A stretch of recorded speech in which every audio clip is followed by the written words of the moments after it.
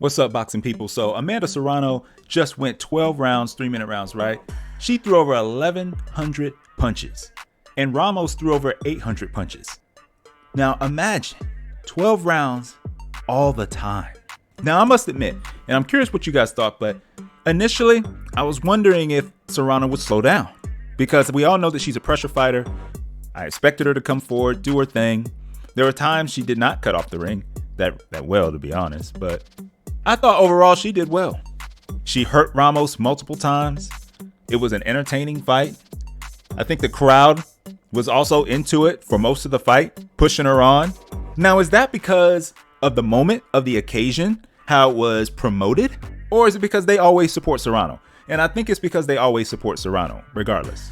The moment and occasion was great, but that's not the reason why they were constantly cheering her on. But let's just talk about 12 rounds, 3-minute rounds in general. Would you want to watch that again? Would you want to watch any fighter? Take, for instance, we have Ramla Ali and Julissa Guzman.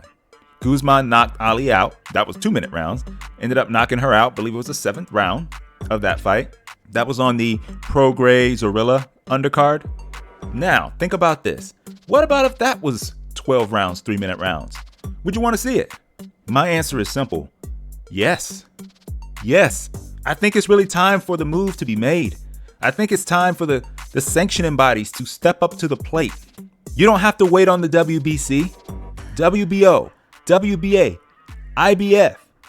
And shoot, IBO, go ahead and jump on in there. Let's not forget the IBO. Put it in your bylaws, put it in your rules, put it wherever you need to put it. 12 rounds, 3 minutes. That's what championship fights are going to be, male or female. You don't even have to distinguish. You don't have to have your women rules and the male rules. You don't have to have that. 12 rounds, 3 minutes for all championship fights. They should just go ahead and do that right now. It's time, y'all. It's time. But what we need to figure out is what's next for Serrano. Because something that her manager has said was that if Baumgardner and Sky Nicholson didn't want to fight Serrano at 3-minute rounds, then they're not going to fight her. And let's be honest. Sky Nicholson, she has the interim WBC title right now. So she will fight. If she beats Wildheart, she will fight Serrano. It's going to be a mandatory.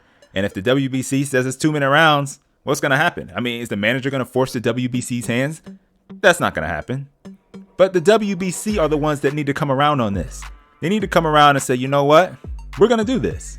We're going to make this move. Because what other leg do we really have to stand on while we're keeping it 10 twos? They don't even do 12 twos. So just 12 threes. If you're not going to say 12 twos, then give us 12 threes. And let's keep it moving.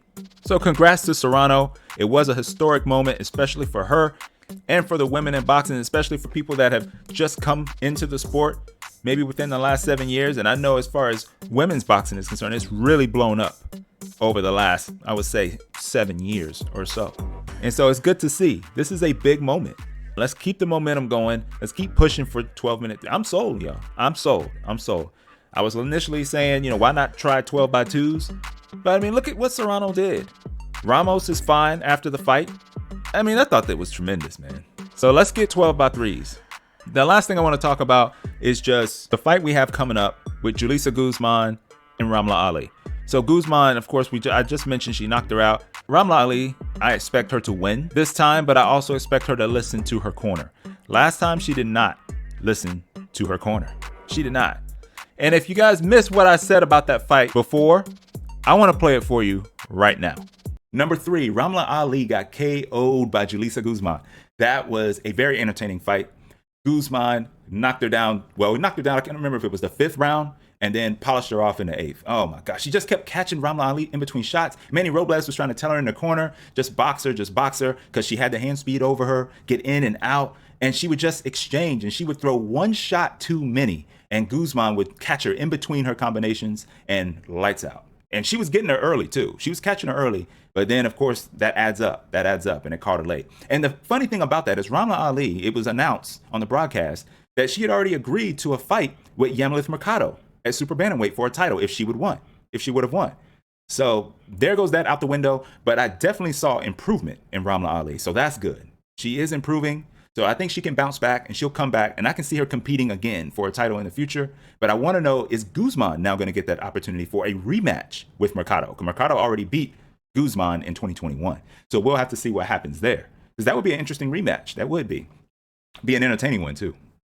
And now months later, I still think she will win the fight. And I think I plan on watching the fight this weekend. And I think she's going to win in Monaco.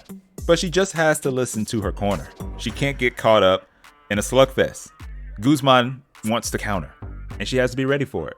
It should be a good fight. It's going to be pins and needles for Ramla Ali, because if she loses this, where does she go? Where does she go in the super bantamweight division? I tell you what, she needs this more than ever. She needs this more than ever. But I think she'll get it. And even if she doesn't, I want to see Guzman get that opportunity with Mercado.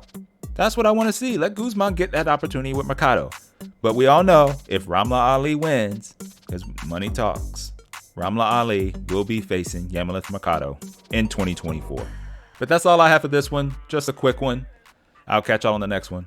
Peace.